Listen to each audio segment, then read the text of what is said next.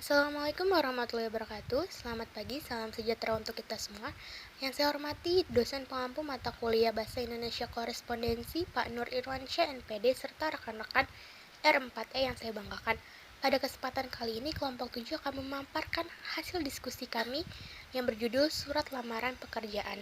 Yang beranggotakan yang pertama ada Feredi Karmi, saya sendiri Nabila Syafia Aprilia, serta Rival Aditya. Yang pertama itu pengertian surat lamaran pekerjaan.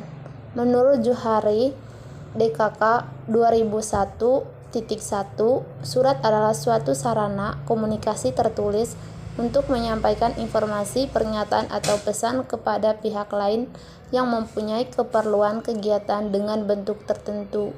Hal yang sama juga dikemukakan oleh Rahardi 2008.11 bahwa surat adalah suatu sarana yang tertulis sebagai perantara pengomunikasian pesan untuk menyampaikan informasi. Surat lamaran sering berfungsi sebagai langkah pembukaan bagi seorang untuk bekerja suatu tempat. Pada umumnya, seseorang yang membutuhkan pekerjaan akan mengajukan lamaran pekerjaan setelah mendapatkan informasi tentang adanya lowongan pekerjaan.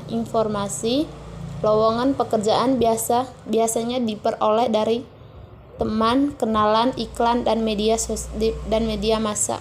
Surat lamaran kerja adalah surat yang digunakan seseorang untuk melamar kerja pada suatu organisasi atau lembaga yang menentukan karyawan atau pimpinan pada suatu bidang tertentu.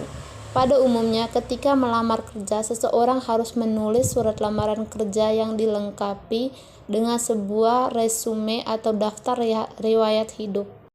Selanjutnya ada jenis-jenis surat lamaran pekerjaan. Yang pertama adalah surat lamaran berdasarkan iklan, lowongan, media massa, poster, ataupun internet. Biasanya sistematika membuat surat lamaran kerja berdasarkan iklan di koran atau di internet sama dengan membuat surat lamaran kerja pada umumnya. Yang membedakannya hanya pada bagian isi yang menyebutkan informasi lowongan pada pekerjaan tersebut. Ada beberapa hal yang perlu diperhatikan saat akan menulis surat lamaran kerja berdasarkan iklan. Pertama, tulis surat lamaran berdasarkan pada permintaan dan persyaratan yang tertera pada iklan lowongan. Kedua, tulis surat lamaran yang dituju secara spesifik. Ketiga, mencantumkan kemampuan atau keterampilan khusus yang dimiliki agar lebih menonjol. Keempat, mencantumkan juga apa saja pengalaman kerja kamu yang berhubungan dengan pekerjaan yang dilamar.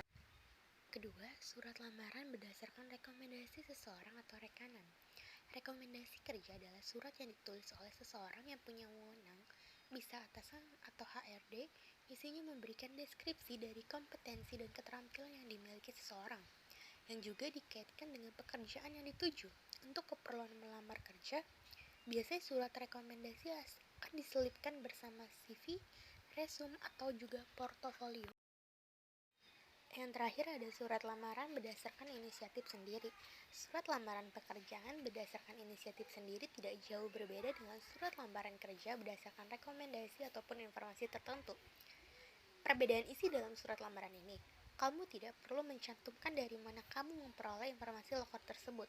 Kamu akan temukan beberapa contoh surat lamaran pekerjaan berdasarkan inisiatif sendiri untuk berbagai perusahaan dengan berbagai posisi lowongan. Unsur kebahasaan surat lamaran pekerjaan. Unsur kebahasaan pada surat lamaran pekerjaan adalah ketentuan yang harus diperhatikan dalam menulis surat lamaran pekerjaan. Hal tersebut terjadi terkait dengan aturan dan ketentuan dalam penggunaan bahasa. Ketentuan-ketentuan tersebut meliputi bentuk surat yang standar. Surat lamaran yang dibuat sudah menggunakan format standar.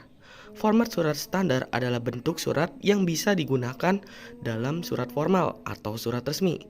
Dalam surat lamaran pekerjaan dinyatakan secara jelas bahwa seorang sedang melamar suatu pekerjaan atau posisi pada instansi atau perusahaan tertentu yang dilamar oleh pelamar.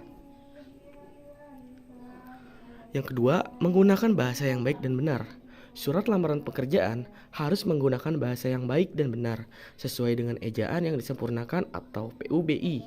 Dalam menulis surat lamaran pekerjaan harus menggunakan bahasa dan kata-kata yang tidak bertele-tele agar maksud yang ingin disampaikan jelas. Yang ketiga, menggunakan kata-kata sopan. Kata-kata yang dipakai dalam surat lamaran kerja harus sopan, sederhana, dan ringkas. Surat lamaran kerja tidak boleh bernada meminta balas kasihan atau yang bersifat merendahkan martabat sendiri pelamar. Sistematika surat lamaran pekerjaan. A. Tempat pada tanggal pembuatan surat. Contoh, Papua Barat, 28 Agustus 2020. B. Lampiran dan hal. Contoh, lampiran 4 lembar halaman pemberitahuan. C. Alamat surat. Contoh, yang terhormat Manajer Jaya Sukamakmur Jalan Muhammad Yamin nomor 02 Kalibata, Jakarta. Yang D. Salam pembuka. Contohnya itu dengan hormat. Berikutnya E. Alinea pembuka.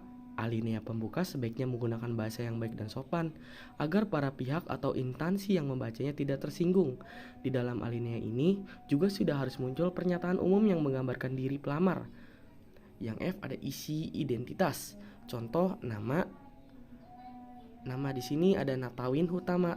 Berikutnya ada tempat dan tanggal lahir. Di Jakarta 28 Februari 1995. Pendidikan terakhir S1 Sastra Inggris. Berikutnya ada alamat yang beralamat di Citralaya, Bumi Ayu, Brebes. Sistem surat lamaran pekerjaan. Yang ke F isi. Maksud dan tujuan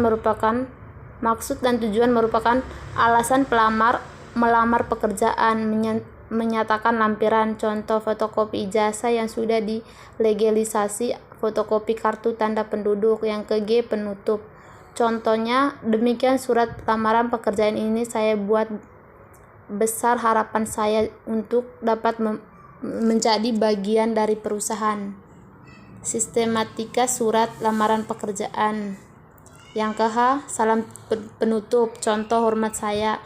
Yang ke I, tanda tangan dan nama terang, contoh hormat saya, TTD Natawin Hutama.